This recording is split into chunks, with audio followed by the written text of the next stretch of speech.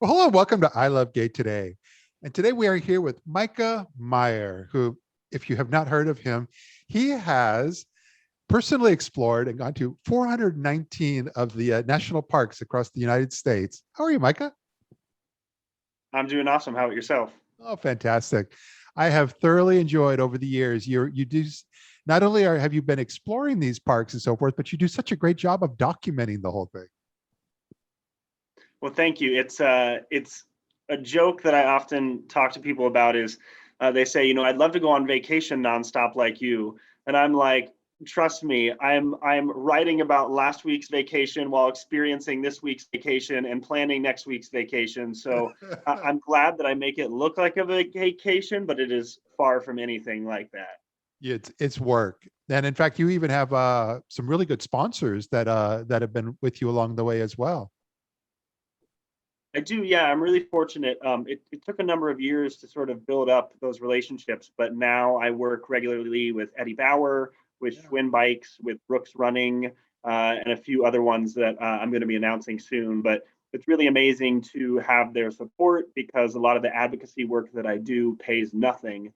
And so it's only because of working with the brands that I'm able to do that free advocacy work. So anytime you see a sponsored post from anyone, this is often how advocates pay the bills so that Yep. they can do the work that's making a difference. Yep. But how did it all start? What was your inspiration behind all this?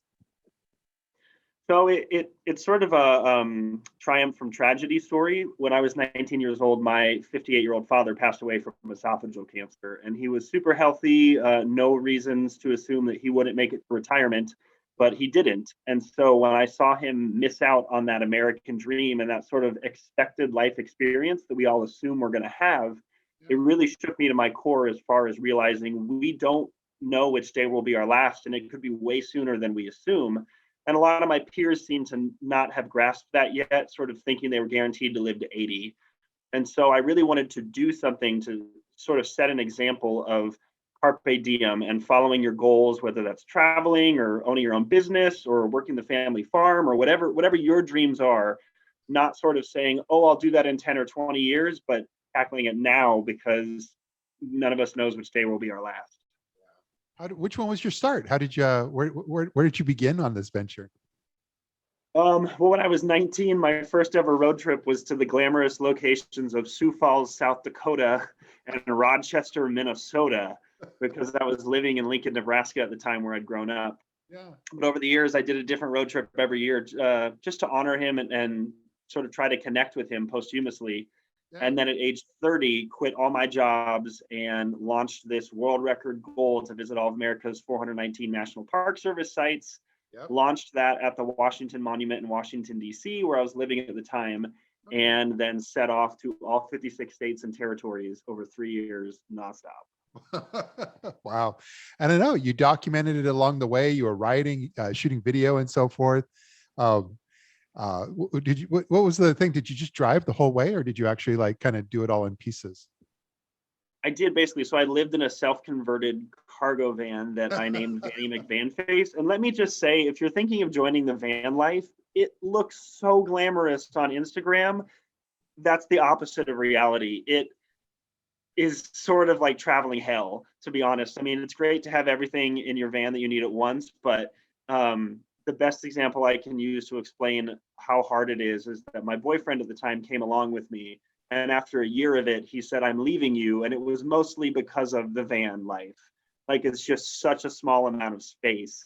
Yeah. But because of that, I was able to travel nonstop, follow the seasons up north in the summer, down south in the winter. And that allowed me to travel nonstop and visit all these parks. 1, 2, 3, 4, all the way up to 419. Yeah. No, I totally get it. My husband and I, we rented a camper van and tried that. The only problem I have, I'm 6'4", and it was a bit of a challenge being able to sleep comfortably because I always had to be a little bit of an angle. And but we found we were I'm actually 6'4", and I said, gosh, yeah. yeah, no, and Well, the fun short people just have it easier. They can go sideways. I know it's not fair, but the fun part was we were oddly enough, it wasn't in the U.S. We actually rented this in Finland. So we were in Finland. We thought, oh, this is going to, because they have so much outdoors. So we rented it in Finland. It was And they're first, tall there. I know, but we got the camper van instead of the bigger one because I was afraid, and and we jumped in and we did it, and we rented, we rented the spaces along the way. But for us, it was a learning curve, like just as you had said. But we wanted to know, could we do it? Could we actually do this more long term, bigger and better? And the answer was yes, actually. That we're actually we're hooked. It's not going to happen now, but at some point down the road, we are going to be those guys that jump in our motorhome of some sort and hit the road. I mean, I think it's important. It's an important thing to remember that if it's an adventure, it won't all be smooth sailing. So, like, you sort of have to go into projects like this knowing, like, with whoever's with you, and you just have to be able to resolve things. But it, no story is a good story if it just goes up. There's ups and downs, and that's what makes the experiences adventures. Yeah. No, and then I was going to ask you what's next, but you've already kind of done the from there. You have done what's next recently. I was following you, checking out what you're up to, and you did that whole run across Mississippi recently. I did, yeah. I during COVID, I was sort of going nuts, stuck in my apartment, probably like everybody else, and started running as a way just to stay sane every day, or to legally leave my apartment was sort of the beginning impetus. And then a few months later, I ran across the state of Minnesota, figuring that was a good adventure, even if we went into lockdowns and we were told we shouldn't leave our own state. Yeah. And then after that, I asked my followers, what's the most homophobic state in America? Where is sort of the most important place for me to go with a positive image of an LGBTQ plus person as an adventurer? And my followers voted Mississippi. So I went down to Mississippi February 1st through 28th and ran 170 miles across the entire state while being chased by dogs, while being run out of the state's largest tourist stop by the executive director who had COVID. He was chasing me off, and running through a once in a lifetime blizzard that made Mississippi look more like my home state of Minnesota. You went to But school. You went to school down there, though, right? I did, yeah. I went to the University of Memphis, where I learned that I was a Yankee, where I learned that there was such a thing as the North and the South, Yeah. and where I learned a whole lot because I was living in a town that was 4% Black people, and I moved to a city that was 68% Black people. So my Midwestern Lutheran pastor's kid got a big education in a lot of ways. Wow. And then you ran across Mississippi. What is next on the horizon? So this thing you see all over my shirt is called the Outside Safe Space. And I created this symbol as a program designed basically to give allies a way to improve the lives of queer people in the outdoors. What I heard throughout my national parks journey from thousands of LGBTQ plus people all around the world was that they often don't feel welcome in these outdoor spaces as their authentic selves because these are cultures that are traditionally very masculine, very homophobic. And I realized that the problem was not other queer people. The people who are making LGBTQ plus folk feel unwelcome are straight people.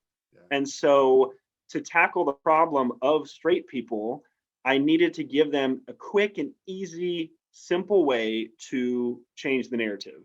Yeah. And so I created this outside safe space symbol and these two products, a sticker and a pin. And basically what I'm doing now is a whole bunch of random adventures across the United States and internationally once we can travel to gain attention for this program, to encourage straight people to wear this pin on their backpack when they're in the outdoors, to put this sticker on their water bottle, so that if I, a queer person, meet them in the outdoors, a culture that's traditionally unwelcoming, I can see that symbol and know this is somebody who accepts me as my authentic self. Yeah, so if we get enough people to buy into this program and wear this, then we can change the narrative that the outdoors is an unaccepting place and change it to one that is welcoming. You have a whole global audience, I know, because especially with what we do on Twitter, we're always I'm always amazed at how many gay outdoor clubs there are, not just in the United States, but especially in the UK. There's the Gay Outdoor Lads, and there are LGBT groups and lesbian groups. There's all these different groups that are all for hiking and camping and the whole outdoors. Well, that's what's really important. I go to brands every year at their largest gathering, outdoor retailer, and I talk to them about the benefits of inclusive marketing because it's the right thing to do, but also the benefits of inclusive marketing in the sense that the LGBT community in America is a $1 trillion purchasing power. in 2016, the IRS said that male households earn $63,000 a year more than straight households, and lesbian households earn 11,000 more. That's a lot of outdoor clothes and trips you can pay for that is money that straights don't have. Yeah. And every major sports team now is marketing to LGBT people because we're less likely to have kids and more able to attend a season ticket game on a Tuesday night. Yeah. So I talked to these brands about sort of the benefits of inclusive marketing. And my big hope, one of my big career goals, is to have my own travel TV show, because I think there are all these amazing LGBTQ plus folks all around the world who love adventures, who love these activities, but were not shown in the mainstream. And so as a way to really change that narrative and prove, like, here's an example of someone who represents this very large community, that sort of typical, basically, I want to be the gay Bear Grylls, and get that TV show out there to really show the rest of the world we're just like everybody else. We might just do it with a little more flair. But it's funny, and you'll probably be able to debunk the stereotype that they think that the LGBT community and the world of camping is only glamping, and they couldn't be more wrong. We are we cut across all spectrums on that in that front. And that's what's cool is, there is no one way to do something, and I think we have such a beautifully diverse queer family that you can go out and do things and wear flannel and drink beer and have a beard and be gay, and that is totally acceptable. And you can go out in a unicorn dress, as I did when I ran across Mississippi, and that is acceptable as well. And I think I wish that we could sort of share that come as you are, we love you as you are attitude with the rest of the world, and that they would embrace it as well. I love it. Well, I'm going to make sure that when we post this, that all the links to everything you've done and your programs are in that, especially the YouTube posting. And mostly, I'm just looking forward to when things start opening up again and so forth, that we get to connect in the real world here soon. I agree. Yeah, this May I'm biking across Oregon in my next big project to bring attention to the Outside Safe Space program. But in August, I'm leading 4 different queer-only rafting trips. Wow. I have some commercial rafting partners that I've worked with before, and we talked about the reality that there's never been a commercial trip that was marketed as like a queer-only space. Yeah. And so this August, we're offering a few journeys, one in Utah, one in Colorado, one in Arizona, and one in Minnesota, that will be only non-straight people in the outdoors, which I think will be a whole lot more fun. Like, gays know how to party. Now, like, add that to a raft in the middle of the Grand Canyon, and it's going to be a great time. Yeah. Just as the IGLTA will be happy that I put this plug in there at the end. Had you considered going to, or are you planning to go to the IGLTA convention in Atlanta in September?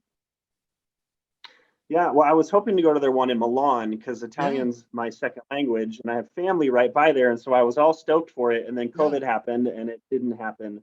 Right now, I have a scheduling conflict with the one in Atlanta. We'll see if that changes, but I definitely want to get to one of those conferences ASAP. I would love to speak at one, actually, to share sort of the broader lessons learned from my national parks journey and how we can use that to integrate LGBTQ plus travel for the rest of the world. I can help with that, and that's that'll be we'll do that. We can do that offline. But I was going to tell you that my very first IGLTA conference was 1999, and it was in Minneapolis, and it was Miss Richfield, 1983 or 4, 81. Anyway, Miss Richfield, that's when she kind of like was discovered and went from Minneapolis to Atlantis Cruises, and it was all based upon that IGLTA event that long ago.